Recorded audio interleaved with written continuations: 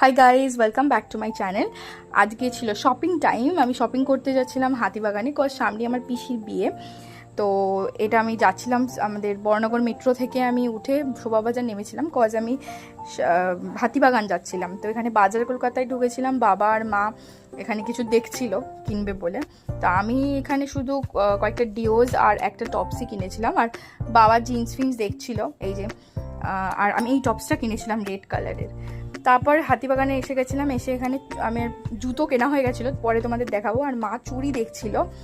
আর এটা হচ্ছে হাতিবাগানের রাস্তাটা প্রচণ্ড ভিড় ছিল, আর এত গরম ছিল কালকে যে আমার এত শরীর খারাপ হয়ে গেছিলো। তারপর আমি একটা রেস্টুরেন্টে ঢুকে গেছিলাম, বাঙালি রেস্টুরেন্ট বলে, সামনেই রয়েছে।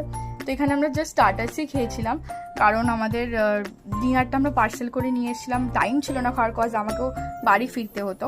তো এই যে ড্রাই চিলি চিকেন আর ফ্রাইড চিকেন নিয়েছিলাম, আর আমি এই ইয়াররিংসগুলো নিয়েছিলাম আর জুতোটা। বাই।